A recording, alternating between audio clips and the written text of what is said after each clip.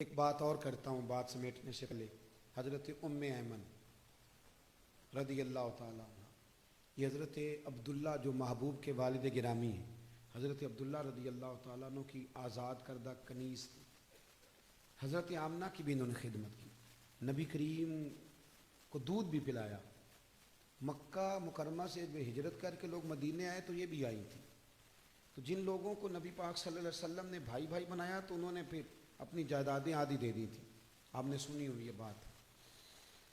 حضرت ایمن کو بھی ایک باغ ملا. جب خیبر کے علاقے فتح ہو گئے، بنو نذیر بنو قریظہ کی جائیدادیں آ گئیں، تو نبی پاک صلی اللہ علیہ وسلم نے صحابہ سے فرمایا کہ یہ جو مہاجر ہونا، اب یہ تم جائیدادیں لے لو اور اپنے انصار بھائیوں کی زمینیں واپس کر دو.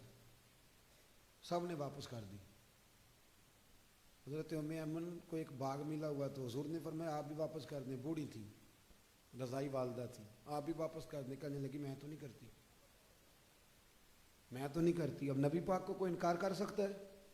میں نہیں کرتی، مجھے تو پیار ہو گیا. حضرت عائشہ صدیقہ رضی اللہ تعالیٰ نے کہنے لگی ایمن آپ حضور کو انکار کر رہی. محبوب فرمانے لگے عائشہ آپ بیچ میں نہ بولے، میں جانوں اور ماں جانے.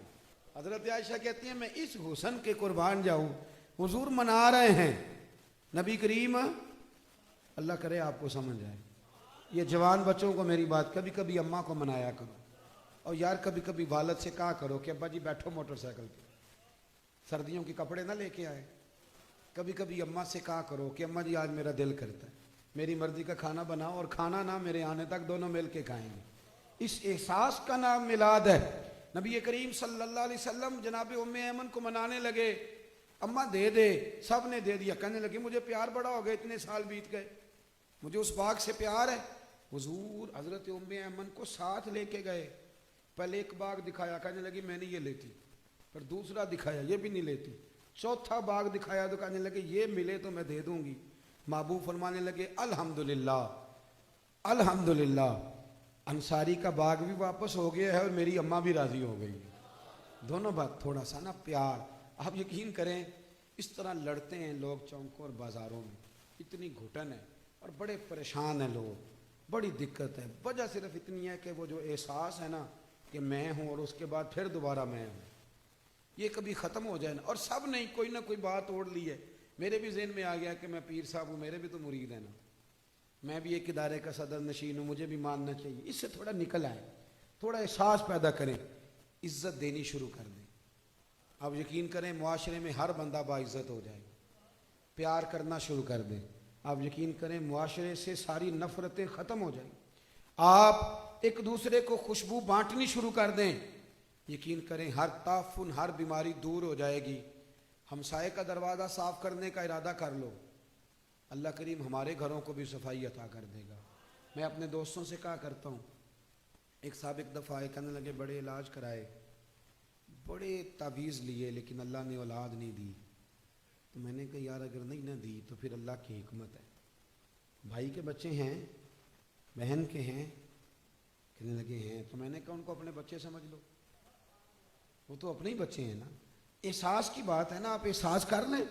آپ یقین کریں ایک بزرگ تھے تو ان کے پوتے بیاہنے کے قابل ہو گئے تھے، تو بڑی فکر کرتے تھے گھر کی. تو ان کے بچے مجھے کہنے لگے ابا جی فکر سے بیمار ہیں، انہیں سمجھائیں. تو میں نے کہا بابا جی آپ چھوڑ کیوں نہیں دیتے؟ کہنے لگے بچپن سے ہی فکر والا ہوں، ماں باپ کی بڑی کی ہے، بہن بھائیوں کی بھی بڑی کی ہے، اولاد کی بھی بڑی کی ہے.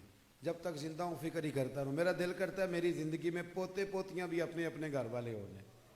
تو اگر تو احساس ہو گیا تو پھر تو بڑی بات ہے، نہ ہوا تو نہ ہوا.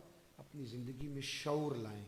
اگر ہم تھوڑا تھوڑا کر کے میلاد کو اس کے حسن کے ساتھ سجانے لگے، پیار کرنے لگے، اور کم از کم یہ سارے دن ہی ہمارے درود و سلام میں گزر جائیں، یہ سارے دن.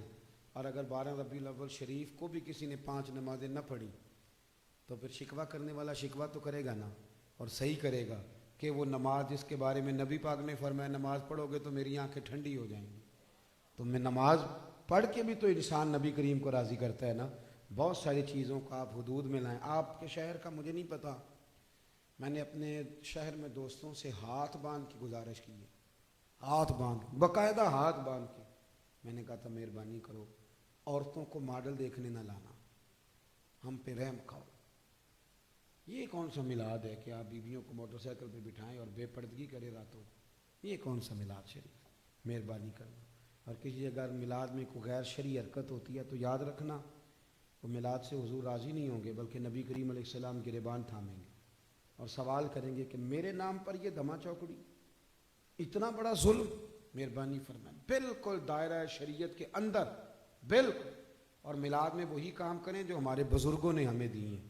سب سے پہلے تلاوت ہوتی ہے، اس کے بعد نعت شریف کے بعد بیان، اور بیان کے بعد سلام، اور سلام کے بعد. اور آپ کسی کے سامنے یہ والا میلاد پیش کریں گے تو میں ذمہ داری سے کہہ رہا ہوں کہ اس میں سے کوئی چیز ایسی نہیں جس پہ کوئی ناجائز کہہ سکے. نہ قرآن پڑھنا ناجائز ہے، نہ نعت پڑھنا، نہ تقریر کرنا ناجائز ہے، نہ محبوب پہ درود و سلام بھیجنا، کوئی ایسی چیز نہیں. لیکن بہت اندر رہ کے، اور وہ جو لوگ سیاستدانوں کے نعرے لگاتے ہیں اور سیٹھوں کے جلسوں میں جاتے ہیں، ان سے بھی میری گزارش ہے کہ اگر وہاں کے لیے وقت نکل سکتا ہے تو پھر مہربانی کرنا میلاد کے جلوس میں بھی سب سے اول صفوں میں نظر آنا، اول صفوں میں نظر آنا، اور میلاد کی محفلوں میں بھی ذرا آگے آگے دکھائی دینا.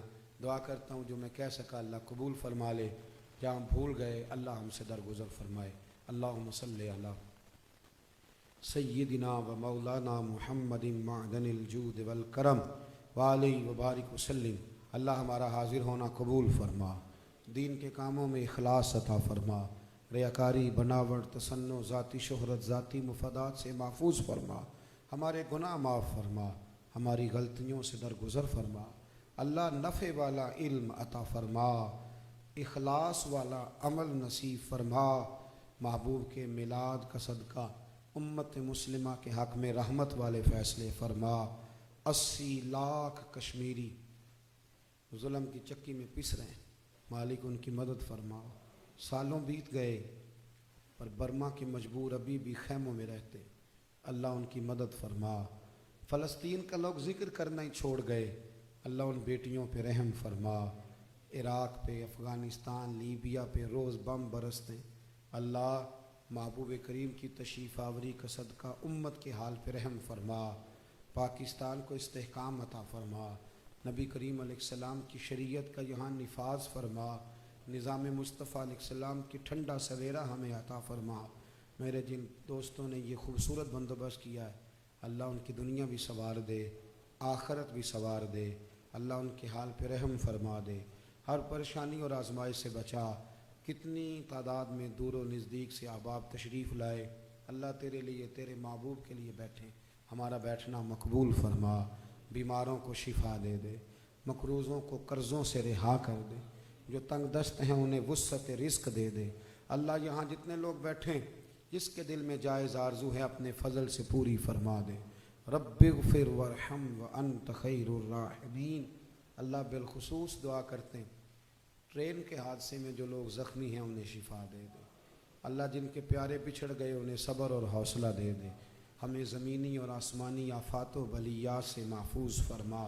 رب اغفر وارحم وانت خیر الراحمین. وصلی اللہ تعالی علی حبیبہ سیدنا و مولانا محمد. السلام علیکم.